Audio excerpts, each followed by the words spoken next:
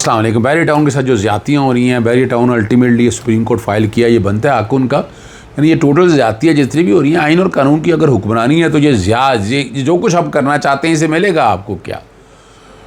Mess news के साथ मोहम्मद अज़हर सिद्दीक हाज़िर खिदमत है। 6 अगस्त 2025 और बुध का दिन है। इस मुल्क में ब्यूरोक्रेसी क्या मौजें कर रही हैं और इस निज़ाम ने क्या हाल किया है, आप अंदाज़ा लगाइए। मैं नहीं कह रहा, ये वज़ीर दिफा कह रहे हैं। आपके DGI-SPR का इंटरव्यू, बहुत कुछ सामने आ गया है। और पहली बात करते हैं कि वज़ीर दिफा जो हैं ख्वाजा आसिफ ने इंकशाफ किया है कि वतन अज़ीज़ की आधी से ज़्यादा ब्यूरोक्रेसी पुर्तगाल में प्रॉपर्टी ले चुकी है और शहरियत लेने की तैयारी कर रही है। और ये अपना गालिबन एक्स में बयान दी, मेरा ख्याल है शायद असली अकाउंट ही है उनका, कि ये नामी ग्रामी ब्यूरोक्रेट्स हैं, मगरमच्छ अरबों रुपए खा के आराम से रिटायरमेंट की ज़िंदगी गुजार रहे हैं। ख्वाजा आसिफ ने कहा कि बुज़दार का एक करीब 3 ब्यूरोक्रेट 4 अरब बेटियों की शादियों पर सिर्फ सलामी वसूल कर चुका, अब आराम से रिटायरमेंट की ज़िंदगी गुजार रहा है। ये मुझे नहीं पता कौन है कौन नहीं, ये चूँकि ख्वाजा आसिफ ने ये बात कही है, ये आज इन्हें ख्याल आया। क्या इनके दौर में ये लोग नहीं कर रहे काम, ये सिर्फ उनके हवाले से बातें कर रहे हैं। अपने हवाले से भी तो बताए ना, आप लोग तो कब से हुकूमत के अंदर मौजूद है। और वो कह रहे जी सियासतदान तो इनका बचा खचा खाते हैं, इनके पास प्लॉट है ना गैर मुल्की शहरियत, क्योंकि इलेक्शन लड़ना होता है। ख्वाजा आसिफ बात को गैर मुल्की शहरियत और प्लाटून तक ना रखें, प्लाटो तक ना रखें। यहाँ तो कई जज दोहरी शहरियत के मालिक हैं, वज़ीर ख़ज़ाना दोहरी शहरियत के मालिक हैं, उनके पास जर्मनी की शहरियत है। मगर उनसे गालिबन सवाल की जरूरत है, वाकई कन्फर्म होने जो लोग बात कर रहे हैं ना कि जर्मनी की शहरियत है उनके पास, वो सरेंडर नहीं बन सकते। अगर ये बात बड़ी वाज़ेह तौर पर है, क्या सरेंडर किया है, क्या किया है, कुछ ना कुछ चीज़ तो सामने आए ना कि हुआ क्या है, किया क्या है। सारा ये सारी चीज़ें सामने आनी चाहिए, पता चल सकेगा ना कि असल बात है क्या, लेकिन नहीं पता चलता ना। लेकिन ये इतना बड़ा ये हिला देने वाली बात है। और मैं तो बार बार जिक्र करता हूँ कि अगर हमारी मिलिट्री एस्टैब्लिशमेंट और सारी बातों को अगर ये पता है ये जो कुछ हो रहा है, तो कौन देखेगा इस मुल्क को। यानी आप ठीक है इस मुल्क को यही लोग चला रहे हैं, तो लेकिन इनको पूछने वाला कोई नहीं है, कोई अकाउंटेबिलिटी नहीं है। यानी इस वक्त अगर देखा जाए, पुलिस अपनी मर्जी कर रही है, FI अपनी मर्जी, एंटी करप्शन अपनी मर्जी, नैब अपनी मर्जी, ये सारे जो लोग हैं ये सारे अपनी मर्जी कर रहे हैं और अपने तरीके से लेकर चल रहे हैं चीज़ों को। ये समझिएगा इस बात को सामने रखते हुए, ये तकलीफ़ और दिक्कत है सारे प्रोसेस के कॉन्टेक्स्ट के हवाले से। हम क्या कहें, हम क्या बातें करें हम आपके सामने, लेकिन जो सच्ची बातें हैं वो आपके नॉलेज के लिए मैं रखता रहता हूँ। आना चाहिए ना डाटा।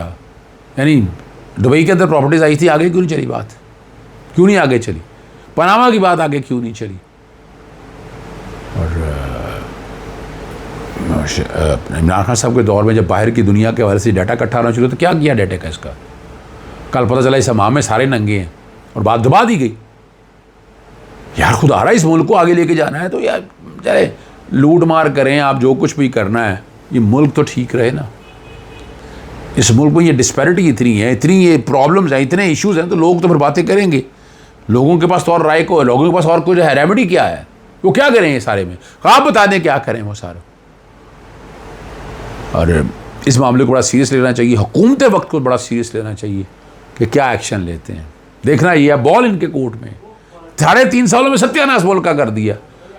वो तो ठीक है, वो तो ठीक है कि अपने तौर पर वो कोशिश करके फ़ौज के अंदर से मुल्क की इकॉनमी को संभालने के लिए मुलाकातें हो रही हैं, ये सारा अपनी जगह मौजूद है। लेकिन तस्वीर का ये दूसरा रुख भयानक है, इसको कैसे ठीक करना है ये बताया जाए, ये समझाया जाए, ये कैसे ठीक होगा, ये चीज़ समझ आनी चाहिए। ये चीज़ ज़रूरी है समझ आने के लिए। आप देखें ना, मैं आपके सामने इसलिए ये बात वो रख रहा हूँ जो सच्चाई पर मबनी है, जो समझने वाली बात है। DGI-SPR ने द इकोनॉमिस्ट को इंटरव्यू दिया और उन्होंने बड़ा वाज़ेह तौर पर कहा है कि फ़ील्ड मार्शल आसिम मुनीर की सदर बनने की जो बातें हैं ना बेबुनियाद है।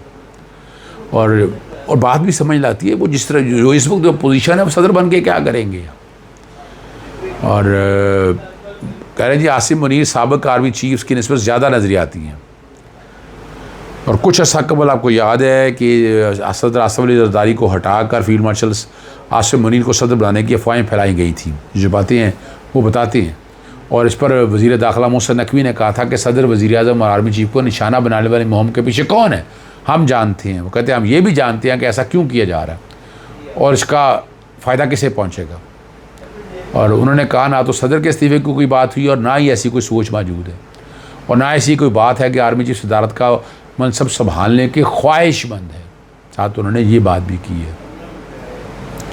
और इसी बात को सामने रखते हुए पीपल्स पार्टी के पार्लियामेंटेरियन के सेक्रेटरी जनरल नईर बुखारी ने भी सदर जरदारी के खिलाफ के आसराइयों की तरदीद करते हुए कहा था कि सदर जरदारी इस मुल्क के मुंतखब सदर हैं, उनके खिलाफ क्या आसराई में कोई हकीकत नहीं। क्योंकि वजह है पीच करना हो तो 2/3 अक्सरियत, इस्तीफ़ा दे दें वो एक अलग बात है।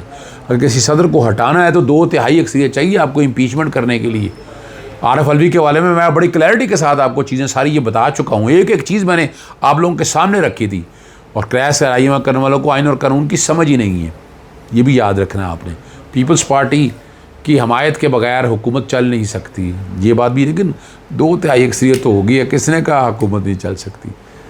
यानी जितनी सियासी जमात पीपल्स पार्टी को अगर निकाल दें अब जिस तरह से कर रहे हैं तो सादा अक्सरियत से तो कानून सारी करते रहेंगे। सिर्फ आईनी तरमीम के लिए ज़रूरत है ना, और उनके लिए आईनी तरमीम की ज़रूरत है। अब आईनी तरमीम करानी हो तो फिर क्या कर सकेंगे, कुछ भी नहीं कर सकते, आप रोक ही नहीं सकते।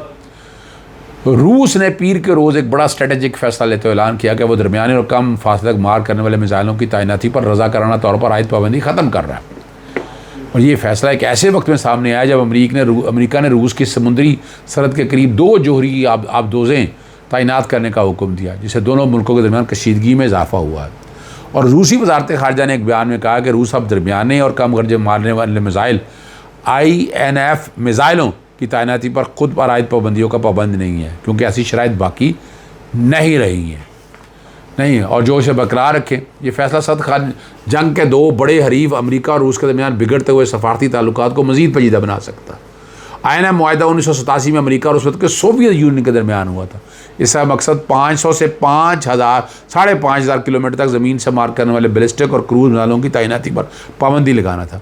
अमेरिका ने 2019 में इस माहदे से बाज़ादा तौर पर दस्तबरदारी का फैसला किया, जिससे ये माहदा तो वैसे ही गैर मौसर हो गया। नेटो के लिए अमेरिकी सफ़ीर ने ख़बरदार किया है कि रूस के शराकतदारों पर पाबंदियाँ अगला कदम है। यानी जो इंडिया के ऊपर पाबंदियाँ, और इंडिया खड़ा है सारे मामले। हम तरीफ़ों के पुल बांध रहे हैं कि हमारा टैरिफ 19% है। वो भाई 2.5% से 19% में लेकर गए हैं।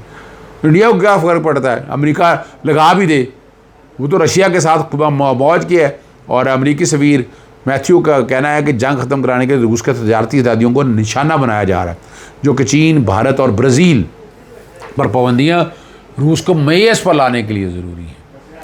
और आपको याद होगा कि ट्रंप ने रूस को 8 अगस्त तक मायदा न करने पर 100% टैरिफ और पाबंदियों की धमकी दी थी। अमेरिकी सफ़ीर मैथ्यू ने रूसी तेल खरीदने वाले माल पर पाबंदियाँ लगाने का अंदिया देते हुए कहा था कि रूस की आमदन का बुनियादी ज़रिया तेल है, उसको हदफ बनाया जा रहा है। खबरदार एजेंसी राइटर्स की रिपोर्ट के मुताबिक रूस ने डोनाल्ड ट्रंप की जानिब से तेल की खरीदारी के सबब भारत पर मज़ीद टैरिफ आयद करने की और इंडिया पर गैर कानूनी तजारती दबाव डालना था। मैंने आपके सामने पहले भी बताया था और मकसद भी यही है। लेकिन इंडिया नहीं पीछे हटेगा इस सारे माल में। वेरिटाउन की जो प्रॉपर्टीज़ हैं कल 7 अगस्त को नीलामी करवाने के लिए सुप्रीम कोर्ट से इस्लामाबाद हाई कोर्ट में रजू कर लिया है। फैसले के खिलाफ सुप्रीम कोर्ट में अपील जो है ना वो फ़ारूक एच नायक ने दायर की। फ़ारूक नायक आज कोयटा हैं, लेकिन कल अगर फ़िक्स होती है तो कल ये सुप्रीम कोर्ट पहुंच जाएंगे। और सुप्रीम कोर्ट अब देखते हैं इसको क्या करती है। ये तो आइन की तो ये नॉर्मल बेंच के सामने आना है। चीफ जस्टिस याहिया अफरीदी या वो जो बेंच तश्कील देंगे, होता यही है, लगाएंगे ही नहीं। पहली तो बात बड़ी वाज़ेह है, फ़िक्स ही नहीं करेंगे। अगर फ़िक्स करेंगे तो 2 मेंबर के सामने 2 मेंबर का फैसला 2 मेंबर सस्पेंड नहीं कर सकता, ठीक है ना जी। अब रैली हयाताबाद टोल प्लाजा शुरू हुई थी, जिसकी क़यादत ख़ुद अली अमीन गंडापुर ने कामयाब की थी। और ये तय था कि ये वाक़या ये किला बाला हिसार तक पहुँच कर कारकुन से खिताब करेंगे। ताहम कारकुन और बड़ी तादाद के इंतज़ार और तवक्कुआत के बरक्स वो मुकर्ररा मुकाम पर आए बगैर ही रवाना होगी। वज़ीर आला के बगैर कुछ कहे चले जाने पर कारकुनों में शदीद गुस्सा आ गया। मुश्तइल मुज़ाहिरीन ने खैबर रोड को बंद करते हुए एहतजाज शुरू कर दिया और अपनी मायूसी का इजहार किया। इनका कहना था कि वो भरपूर जोश और जज्बे के साथ रैली में शरीक हुए थे, मगर कायदीन ने उनसे बात करना भी गवारा नहीं किया। और मुज़ाहिरीन ने मुतालबा किया कि चेयरमैन इमरान खान को चाहिए कि पार्टी के अंदर इस्लाहत करें और ऐसे अफराद को आगे लाएँ जो कारकुनों के एतमाद पर पूरा उतरें। और हकीकी मानों से आवाम से जुड़े हों। इजाज़त चाहता हूँ। अस्सलाम वालेकुम। अल्लाह हाफ़िज़। पाकिस्तान जिंदाबाद।